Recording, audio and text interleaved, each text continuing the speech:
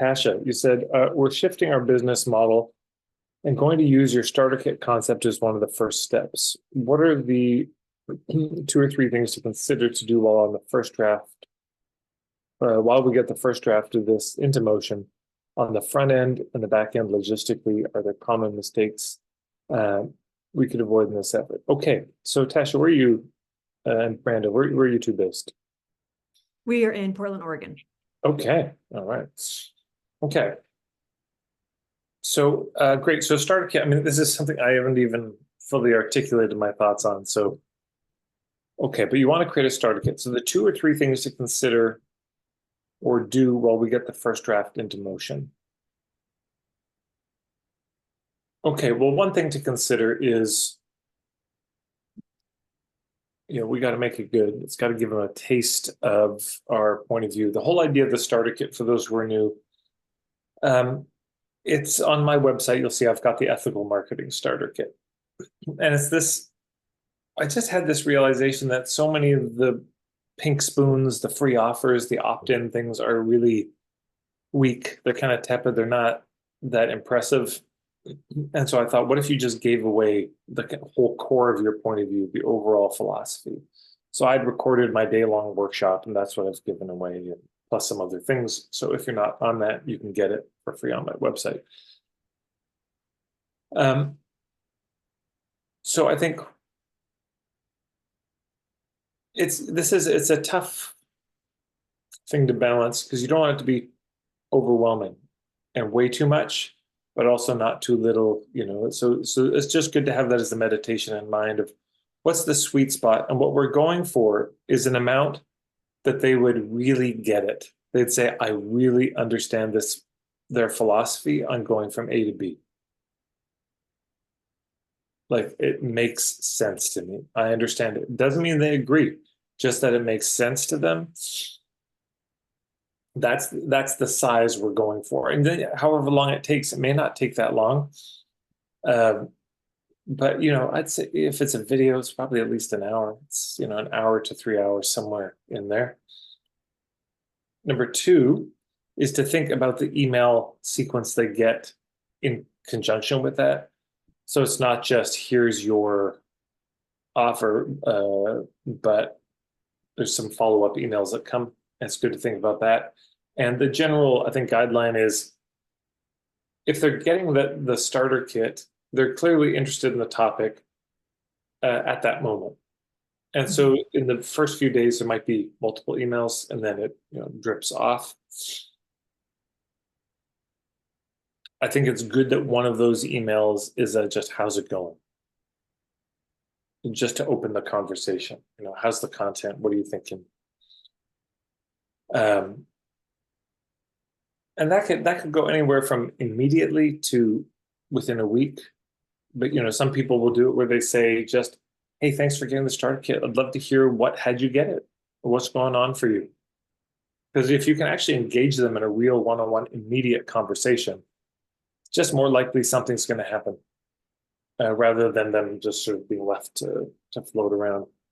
The other thing I recommend is, and you'll see this if anyone who signs up for mine, is offer them something paid immediately. So if you sign up for my starter kit, you'll see this. Right. So it says, hey, your ethical marketing starter kit is on the way to your inbox. While it's being delivered, check out this exclusive training, and then here's an offer. And this is not available on my website. This is just a kind of one-time offer for anyone who signs up for the starter kit. And I realized that the biggest, most pressing issue for so many of my clients is how do I articulate what I do? It's so confusing. It's so strange and woo-woo. And so that's not an impossible thing to solve, actually. That's not so difficult. So there's a little video of me teaching some of that stuff and then saying, hey, you can save $40 on this, and it's the describing what you do bundle. You'll get this webinar, how to articulate what you do, an ebook that I have crystal clear, and another webinar, the ideal client. Save $40, 100% lifetime guarantee. If it's not a fit, great. And the thing I had to add underneath this is Because somebody wrote and they're like, well, this just seems like mainstream business stuff. I was like, well, shit, yeah, because the more perspective shifting stuff is in the starter kit that you just ordered. This is just the mechanics of how do you say what you do. I'm not trying to blow anybody's mind here with ethical marketing mind bombs, you know?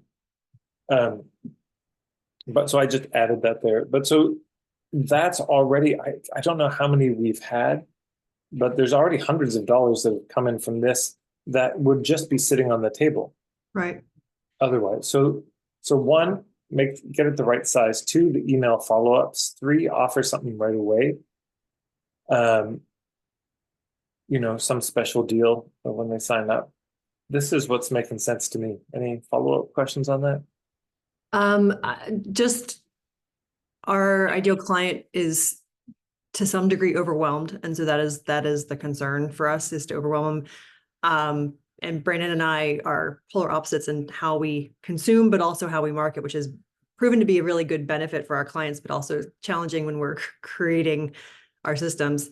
I loved your starter kit because I dove in and I have been eating, sleeping, breathing your content for the last 2 weeks because it just resonated so strongly with me. And that's what I want ours to do for our ideal client.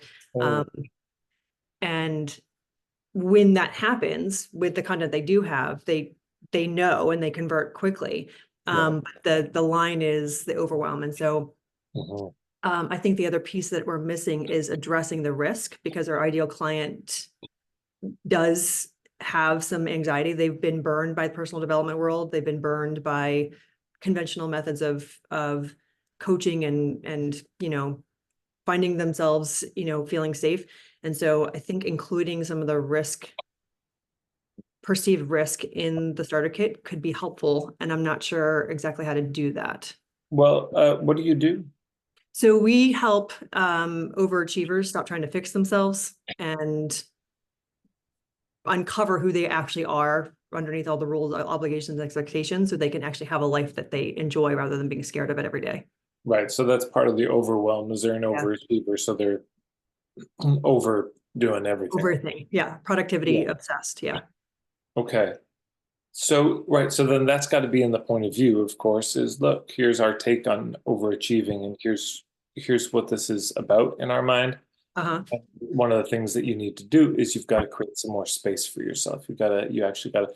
So if they're overwhelmed, I would say that would be part of the starter kit, is here's how you can carve out some space, you know, mentally, emotionally, in your life. And, you know, just give them your very best tips, give them your best stuff. And I would just say for everyone, that's what you put in the starter kit is your best stuff. The biggest mind bombs, the biggest insights, ahas, perspective shifters. Because what they need help with is the implementation of that. If they resonate, it doesn't mean they're just going to run off and do it. For the most part, they'll say, oh, I need somebody to hold my hand. So I would just make sure there's at least a section of that of just like, are you overwhelmed? Here's a little 30-minute workshop on how to, or hour-long workshop that will dramatically reduce your overwhelm. You know, and this can be things like, okay, we're going to set a timer for 30 minutes, go and clean out your inbox and unsubscribe from everything. Number two, take the notifications off your phone. Take your email off your phone. Are you watching our content? This is definitely the things we include. Yeah. Yeah. So then you just give that away, and it could be like or it could be a 2-hour workshop. It's like by the end of this 2 hours, just sit down, do it real time, and you will have dramatically more space in your life by the end of it. Like you'll be shocked at how much more room you have. And then, you know, there's something like, okay, now what are you going to do with this room now that you have it? And like, here's our pitch. You know, we've got this thing, you know, that we think might be able to help. And also it's got to be something that connects them with, like, what is it they want? Okay, now they got the space. Now what? Why would they need you now that they got a bit more room? Those would be things I'd be thinking about. Great. That's great. Anything specifically to the risk part? If you go to marketingforhippies.com/risk, you'll Okay. see a little article on that with a number of thoughts. I think the thing is the starter kit already addresses so much of the risk. Okay. Now, in terms of, it's a slightly different conversation of whatever you're offering afterwards. Mhm.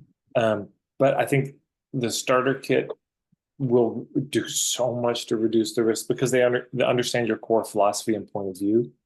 Then it's just, okay, is this a good offer? Is this good value? And then there's guarantees. And in that essay, you'll see a bunch of examples of really strong guarantees, and that can do a lot to reduce risk. So those are my thoughts. Thank you so much. I really appreciate it. Thank you, Tasha.